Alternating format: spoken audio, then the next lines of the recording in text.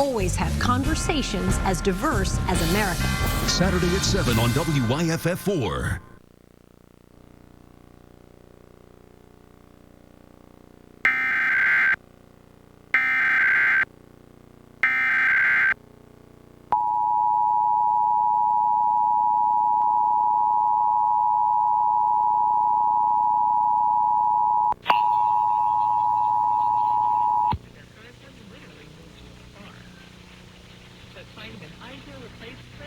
This is a monthly test of the emergency alert system. This is a coordinated monthly test of the broadband stations of your area. Equipment that can quickly warn you during emergencies is being tested. If this had been an actual emergency, such as a tornado watch, tornado warning, flash flood warning, or a hurricane warning, official messages would have followed the alert tones.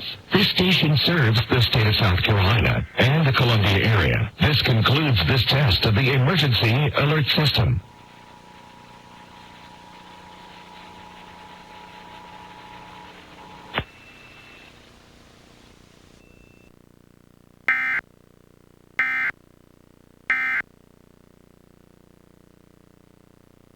And that proved to be true as the Bills battled the Titans on Monday.